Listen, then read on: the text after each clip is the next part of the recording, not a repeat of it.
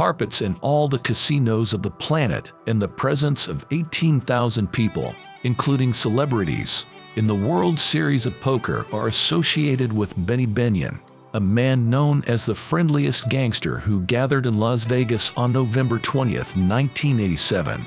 He was an unusual combination of criminal life and society.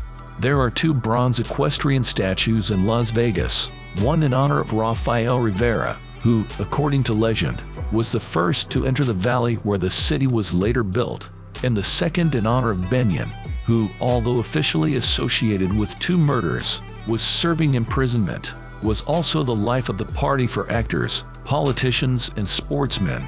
Sit back, friends, because the story of Bennion's career is not only a crime thriller, but also a story about how life and mores on Earth have changed radically over the past 100 years.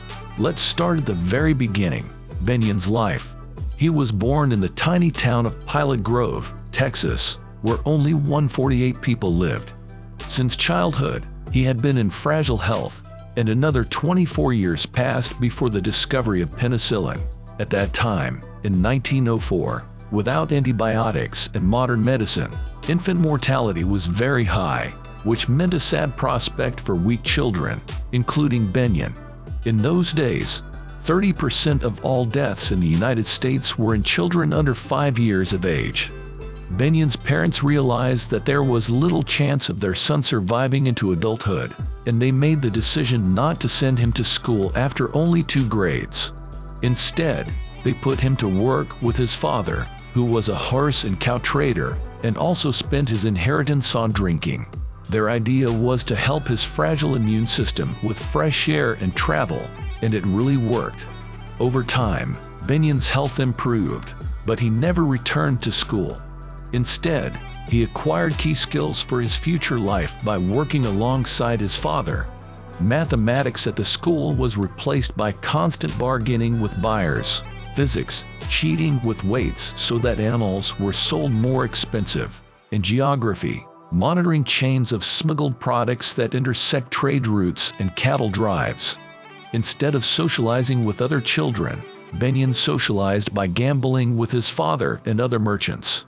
And when Bennion came of age, the dry law came into force in the United States, prohibiting the sale of alcohol. Imagine how a child who had such a childhood could survive and grow up. It is not difficult to guess what difficulties he experienced and how this affected his character and future life. The smuggler of legends, of course, claims that one day Benny called the police on himself, treated them to drinks, and entertained them so that his accomplices could steal confiscated moonshine from the police station during this time.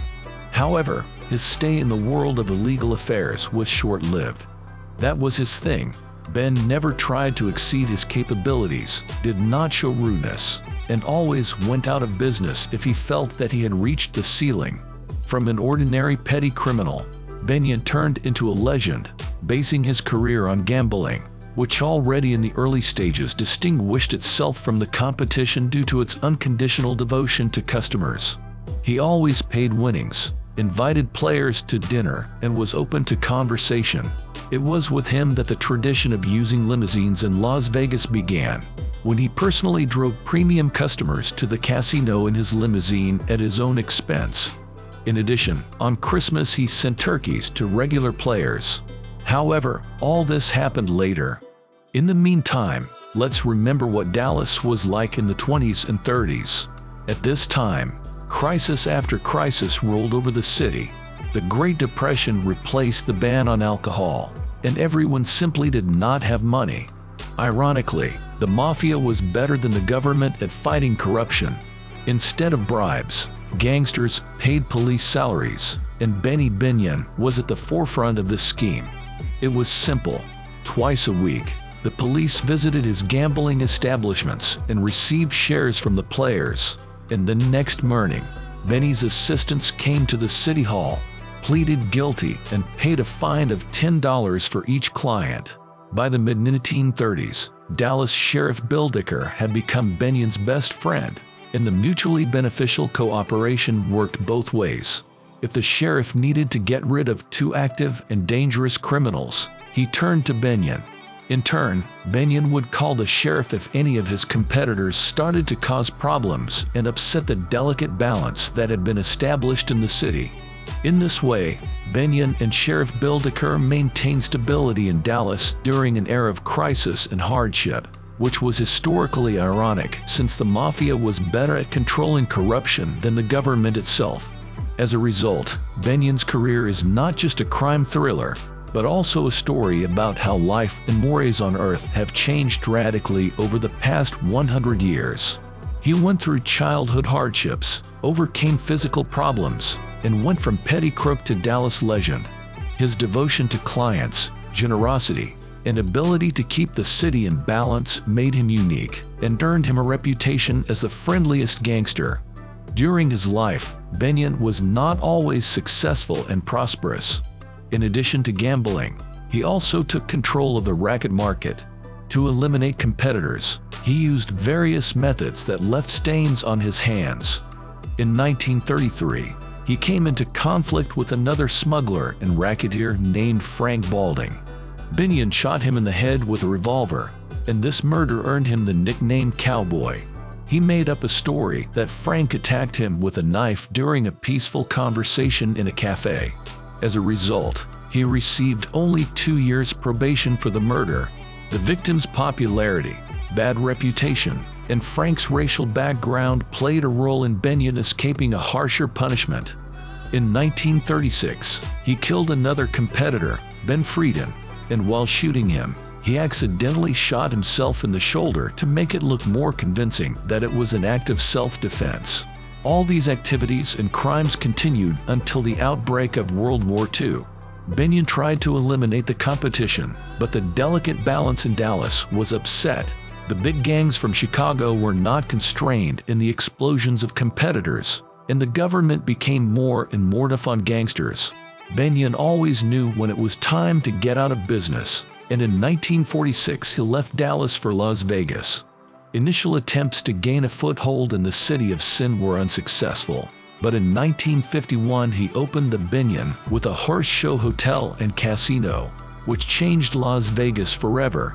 His business was successful and his legacy lives on today, indicating that he was not just an ordinary gangster, but brought significant innovation to the entertainment industry.